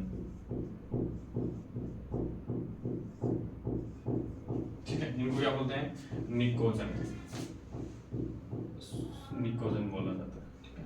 अब आप देखेंगे कि स्पेलिंग में मैंने पी लिख रखा है और पढ़ रहा हूँ निकोजन, तो ध्यान रखना पी साइलेंट रहता है और इसका टी साइलेंट रहता है। इसको बोलते हैं निकोजन। क्या बोलते हैं, निकोजन फैमिली के तत्व है निकोजन। निकोजन का अर्थ होता है, दोनों शब्द हैं, 2 शब्द इसमें, दोनों का अर्थ देखिए। निक का मतलब होता है, ये जो आगे लिखा है ना, निक का मतलब, ये पूरा वर्ड है, इस निक का अर्थ होता है पॉइजन। क्या होता है? पॉइजन। पॉइजन का मतलब होता है जहरीला, जहरीले या जहर, ठीक है। और जन का मतलब होता है फॉर्मेशन। जन का मतलब क्या होता है? जन का मतलब क्या होता है? ये जो जन है इसका मतलब क्या है? फॉर्मेशन, ठीक है। तो आपको याद करना निकोजन क्यों कहते हैं, क्योंकि ये जो ग्रुप 15 के तत्व है ना, ये क्या बनाते हैं? जहरीली गैसों का फॉर्मेशन करते हैं, ठीक है। दम घोटू गैसें, जहरीली गैसें क्या क्या करते हैं? निकोजन का अर्थ दम घोटू या फिर कह सकते हैं जहरीली गैसों का फॉर्मेशन करते हैं। जैसे आप देखते हो ना, जनरली नाइट्रोजन बना लिया तो NO2 या NO2 N2O वगैरह, ये सब नाइट्रोजन डाइऑक्साइड, ये सब क्या है? जहरीली गैसें हैं। तो ये जहरीली गैसों का फॉर्मेशन करते हैं, पॉइजन का निर्माण करते हैं। इसलिए ग्रुप 15 को क्या कहते हैं? निकोजन परिवार। क्या कहते हैं? निकोजन परिवार। अलग से विशेष नाम है, ध्यान रखना, पूछा जा सकता है। अब बात करते हैं 16 नंबर वर्ग, ठीक है। जो 16 का वर्ग है, उस 16 के वर्ग को कहते हैं हम क्या कहेंगे? 16 नंबर वर्ग है वो ऑक्सीजन से स्टार्ट होता है, ठीक है। तो ऑक्सीजन से स्टार्ट होता है, ओ सलमा सील्दी तेरी पोशाक वगैरह हम ट्रिक पढ़ेंगे। तो ऑक्सीजन से स्टार्ट होता है और इसमें अधिकतर जो एलिमेंट है वो सब के सब क्या है? और बनाते हैं। क्या बनाते हैं? और का मतलब है आइस। क्या बनाते हैं? और का फॉर्मेशन करते हैं, आइस का निर्माण करते हैं, ठीक है। और इसलिए इन्हें क्या कहते हैं? चैल्कोजन। क्या कहते हैं? चैल्कोजन। वही बात, जेंस का मतलब फॉर्मेशन, चैल्कोजेंस, जेंस का मतलब फॉर्मेशन, और ये चैल्को वर्ड है, चैल्को का अर्थ होता है और, लिटिल भाषा का शब्द है जिसका अर्थ क्या होता है? और। चैल्को का मतलब क्या होता है? और। तो इसलिए इन्हें क्या कहेंगे? चैल्कोजन। चलिए वर्ग 17 की बात करें, fluorine family, fluorine, chlorine, bromine, iodine, इनको जानते हैं? इनको कहते हैं हेलोजन, ठीक है। ये ग्रुप नंबर 16 की बात थी जिनको हम चैल्कोजन कहेंगे। ग्रुप 17 को क्या कहेंगे? हेलोजन, हेलोजन्स कहेंगे। हेलोजन्स का, जेंस का मतलब फॉर्मेशन, और हेलो का मतलब क्या होता है? साल्ट। हेलो का मतलब क्या होता है? हेलो का अर्थ होता है साल्ट, ठीक है। तो इन्हें कहेंगे सॉल्टी वाटर या साल्ट बनाते हैं। जनरली हम देखते हैं ना, सोडियम क्लोराइड, नमक खाते हैं ना, साधारण नमक, तो क्लोराइड होता है कि नहीं होता इसमें? तो सोडियम क्लोराइड एक प्रकार का क्या साल्ट है, समुद्र से प्राप्त होता है। सी से तो प्राप्त होता है, समुद्र से। तो समुद्रों से प्राप्त होने के कारण, समुद्र से प्राप्त होने के कारण ये क्या होता है? सॉल्टी वाटर होते हैं या फिर सॉल्ट का फॉर्मेशन करते हैं, इसलिए क्या कहते हैं? हेलोजन। नेक्स्ट है ग्रुप नंबर 18। ग्रुप नंबर 18 है, ये हीलियम, नियोन, आर्गन, क्रिप्टॉन गैसों का समूह होता है। वर्ग नंबर 18 जो होगा इसको क्या कहेंगे? वर्ग नंबर 18 को हम कहेंगे इनर्ट गैसें। क्या कहेंगे? इनर्ट, नोवल, जीरो, रियर,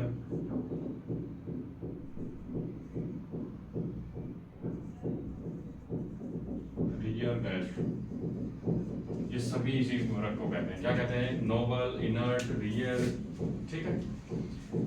शून्य गैस समूह, एक्रिय गैस समूह। नोबल का मतलब है बहुत कम मिलने वाली, रियर का भी अर्थ है बहुत कम मिल, ठीक है। क्या कम मिलने का अर्थ ये नहीं कि प्रकृति में नहीं मिलती, कम मिलने का मतलब दूसरे एलिमेंट के साथ रिएक्शन बहुत कम करती हैं। क्यों नहीं करती? क्योंकि हम देखेंगे आगे इलेक्ट्रॉनिक कॉन्फ़िगरेशन में कि इनका ऑक्टेन पूरा है। ऑक्टेन का मतलब अष्टक, ऐसे तत्व है जिनके अंतिम कोष में, बाह्य कोष में 8 इलेक्ट्रॉन पूरे हैं, वो अष्टक पूर्ण रखते हैं, तो वो किसी के साथ नए इलेक्ट्रॉन किसी को देंगे न किसी से लेंगे। इसका मतलब है नॉन रिएक्टिव होंगे, सॉरी रिएक्टिव नहीं होंगे, ठीक है। चलिए मिटा देते हैं, फिर से एक बार समझ लो कि पहले वर्ग को क्षार धातु, दूसरे ग्रुप को क्षारीय मृदा धातु, एल्काइली मेटल, एल्काइली अर्थ मेटल। उसके बाद में चलते हैं 15 ग्रुप को, 13 वाले को बोरॉन से तो बोरॉन फैमिली, कार्बन फैमिली, इनकी कोई खास बात नहीं। 15 वाले की बात है, पूछा जा सकता है, निकोजन बोलते हैं नाइट्रोजन ग्रुप को। फिर ऑक्सीजन 16 वाला ग्रुप है जिसको क्या कहेंगे? और चैल्कोजन बोलते हैं। चैल्कोजन, चैल्को का अर्थ होता है और का मतलब होता है कि एसिड का फॉर्मेशन करते हैं। 17 वाले को हेलोजन बोलते हैं। हेलो का मतलब होता है साल्ट, साल्ट का निर्माण करते हैं, इसलिए हेलोजन बोलते हैं 17 वर्ग को। ग्रुप नंबर 18 को क्या बोलते हैं? एक्रिय, नोबल, रियर गैस। चलिए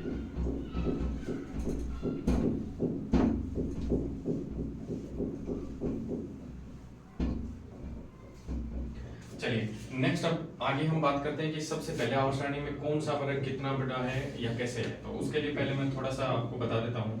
यहाँ मैं लिख रहा हूँ आवर्त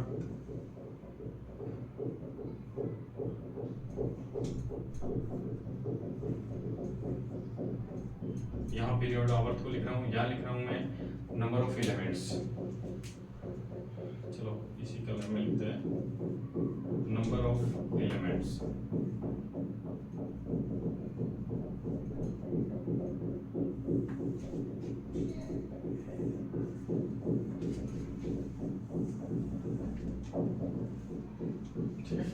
ठीक है, ये तो हो गया आपका आवर्त। ठीक है, यहाँ लिख रहा हूँ आवर्त को, यहाँ लिख रहा हूँ तत्वों की संख्या, तत्वों की संख्या। ध्यान है ना, पीरियड किसको कहते हैं? आवर्त। क्षैतिज रेखाएं, जो हॉरिजॉन्टल लाइन थी ना, उनको आवर्त बोलते हैं। जो ऊर्ध्वाधर खड़ी रेखाएं थी उनको क्या कहा था? वर्ग कहा था। क्या कहा था? वर्ग कहा था। ठीक है, तो टोटल कितने आवर्त थे? 7 आवर्त थे। कितने आवर्त थे आपके पास? 7। तो मैं सातों को लिख देता हूँ। 1, फिर लिखा मैंने 2, फिर लिखा मैंने 3, फिर लिखा मैंने 4, फिर लिखा मैंने 5, फिर लिखा मैंने 6 और फिर लिखा मैंने 7। 7 आवर्त हो गए। ठीक है, चलिए अब हम बात करते हैं टोटल। तो इसमें पहले वाले में 2, फिर 8, 8, 18, 18, 32, 32। ये आपको मैजिक नंबर है, जादुई संख्या। जादुई संख्या मतलब ये नंबर याद रखने आपको। 2, 8, 18, 18, 32।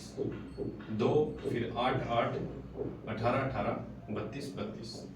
2, 8, 8, 18, 18, 32, 32। ठीक है, अब इनको क्यों लिखा है ध्यान दीजिए। आवर्त सारणी में देखो केवल इसमें सबसे कम तत्व है, 2 ही एलिमेंट है ना, तो इसको बोलते हैं शॉर्टेस्ट पीरियड, यानी अति लघुतम आवर्त। ठीक है, इसे कहते हैं शॉर्टेस्ट पीरियड। क्या कहते हैं इसको? शॉर्टेस्ट पीरियड, सबसे छोटा आवर्त जिसमें 2 एलिमेंट। नेक्स्ट वाले दोनों में देखो 8, 8 तत्व है ना, तो वो तो अति लघुत्तम है, ये लघुत्तम हो जाएगा। ठीक है, ये शॉर्टेस्ट था, ये शॉर्ट हो जाएगा। क्या हो जाएगा? शॉर्ट हो जाएगा। तो इसको कहेंगे हम शॉर्ट पीरियड। ठीक है, नेक्स्ट में देखो अगले 2 ग्रुप में या 2 पीरियड में, चौथे और 5वें में, 4th और 5th पीरियड में क्या है? 18, 18। ठीक है, तो 18, 18 तत्व हैं, तो इनको कहेंगे, क्या कहेंगे? Long period. ठीक है, दीर्घ आवर्त। ये लघुतम आवर्त, ये लघु आवर्त, या फिर इसको अति लघु बोल सकते हैं, अति लघु आवर्त, ये लघु आवर्त, और इसको कहेंगे दीर्घ आवर्त। क्या कहेंगे? दीर्घ आवर्त। नेक्स्ट है 32। नेक्स्ट में क्या है? 32। तो 6 वाले को, 6 वाले को कहेंगे लॉन्गेस्ट। क्या कहेंगे? Longest period. 6 वाले को क्या कहेंगे? लॉन्गेस्ट। लॉन्गेस्ट का मतलब है अति, लॉन्गेस्ट का मतलब क्या है? अति दीर्घतम लिख देंगे, या दीर्घतम आवर्त। ठीक है, और लास्ट है लॉन्गेस्ट के बाद जो अंतिम है 7वां, उसको कहेंगे इनकम्प्लीट पीरियड। अपूर्ण, अपूर्ण कह सकते हो, या इनकम्प्लीट, इनकम्प्लीट पीरियड बोलेंगे। ठीक है, क्योंकि अभी तक 118 जरूरी थोड़ी कि 118 ही एलिमेंट रहेंगे। अभी तक तो साइंटिस्ट और भी एलिमेंट की खोज कर चुके हैं या कर सकते हैं, तो इसलिए आगे अभी इस ग्रुप को या इस आवर्त को हम कह नहीं सकते कि पूरा है, तो इसको इनकम्प्लीट भी बोल सकते हैं। ठीक है, अपूर्ण या इनकम्प्लीट। ठीक है, चलिए यहाँ तक की बातें सभी को पता, कोई दिक्कत नहीं, आगे चलते हैं। अब देखिए, सबसे पहले आपको 2 तरीके हैं किसी भी एस ब्लॉक एलिमेंट के, एस ब्लॉक जो तत्व हैं, या फिर मैं कह सकता हूँ 4 से लेकर 18 ग्रुप नंबर, एटॉमिक नंबर 8 से लेकर atomic number of 4 to 18 group, यानी चौथे ग्रुप से लेकर 18 तक के ग्रुप के अगर आपको क्या याद करने हैं, परमाणु क्रमांक याद करना है, तो एक तरीका है, उसको याद रख लेना। ठीक है, चलिए, लेकिन उसके लिए आपको तत्वों की ट्रिक याद होनी चाहिए कि वो तत्व कौन से आवर्त में आते हैं। ठीक है, चलो हम पहले बात करते हैं आवर्त की। मैं एक बात लिख देता हूँ यहाँ पे, ये लिखा मैंने पीरियड, और यहाँ क्या लिख दिया मैंने?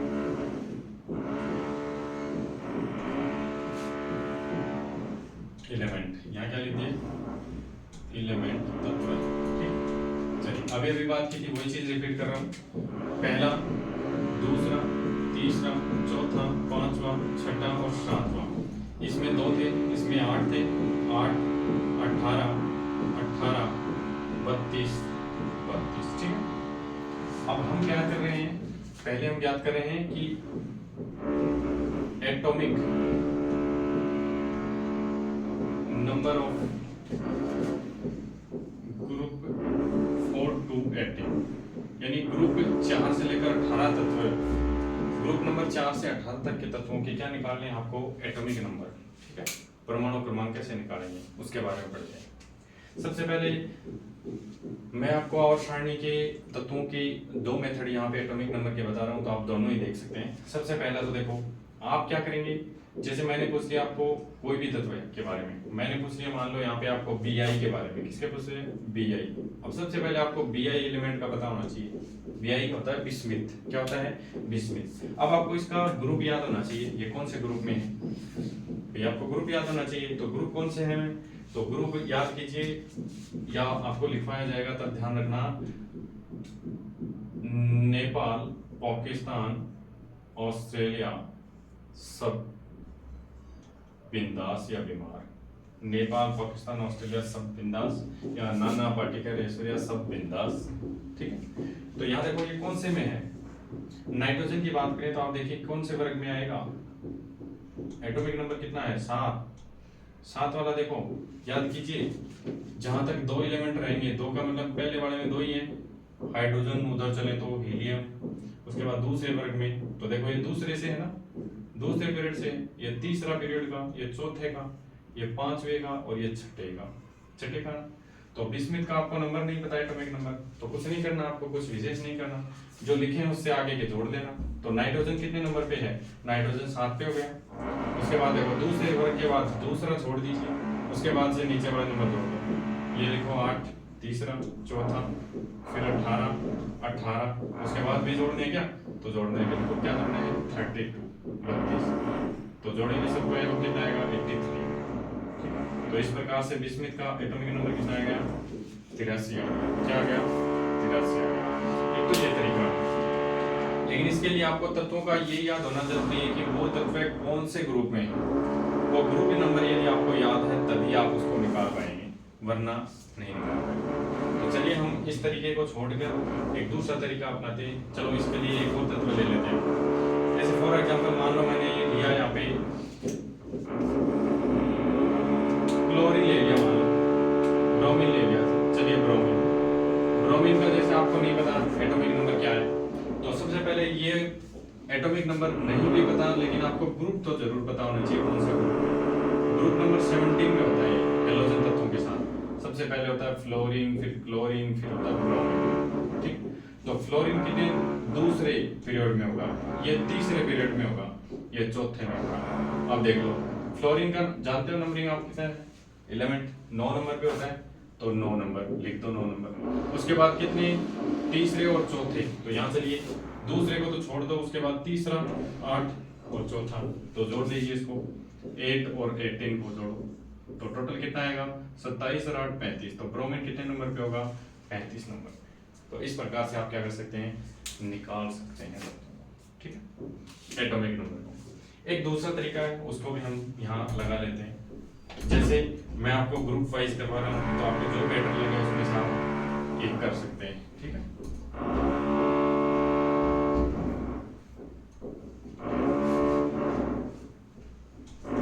जो भी आप 2 मिनट के लिए एक बार ब्रेक होता है।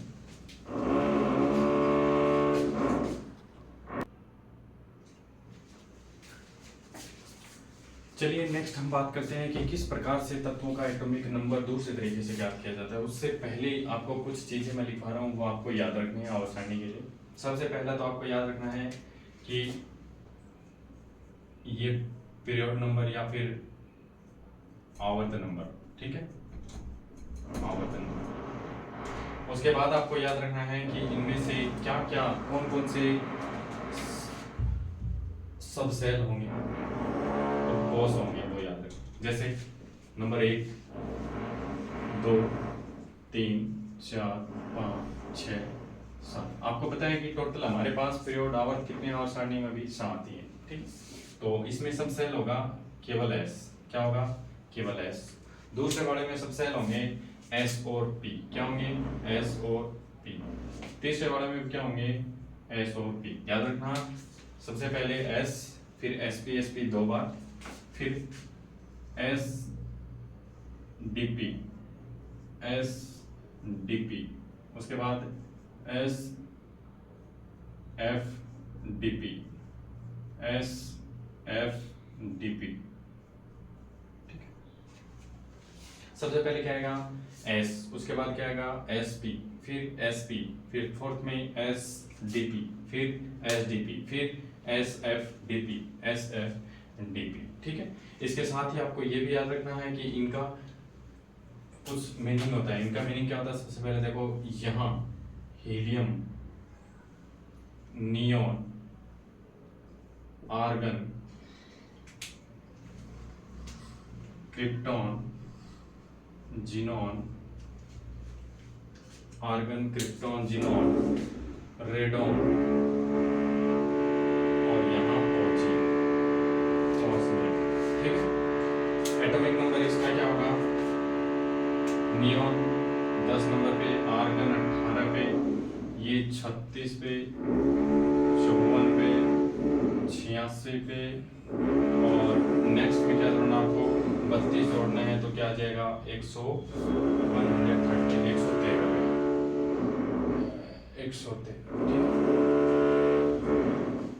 ये आपको याद रखना। ऐसे समझ लीजिए 1 2 3 4 7 7 पीरियड लिखने हैं, 7 आवर्स लिखने हैं। 7 पीरियड्स लिखने के बाद, आवर्स लिखने के बाद आपको क्या करना है, उसके बाद एस पी, फिर क्या लिखना है एस डी पी और एस एफ डी पी। सबसे पहले एस, फिर एस पी 2 बार, फिर एस डी पी, फिर उसके बाद एस एफ डी पी। ये क्यों लिखवा रहा हूँ, इलेक्ट्रॉनिक विन्यास के लिए लिखवा रहा हूँ, आपको याद रखना है, ठीक है। अगर आपको आगे हम रूल पढ़ेंगे तो वहाँ हम देखेंगे कि जो भी तत्व होते हैं उनका जब इलेक्ट्रॉनिक कॉन्फ़िगरेशन, किसी भी तत्व का इलेक्ट्रॉनिक विन्यास लिखा जाता है तो तत्वों में इलेक्ट्रॉन उनके बढ़ते हुए क्रम में या घटते हुए क्रम में भरे जाते हैं, ठीक है। तो ऊर्जा के घटते हुए क्रम में भरे जाते हैं, ठीक है। ऊर्जा के बढ़ते हुए क्रम में भरेंगे तो वो कैसे भरे जाएंगे वो हम देखेंगे।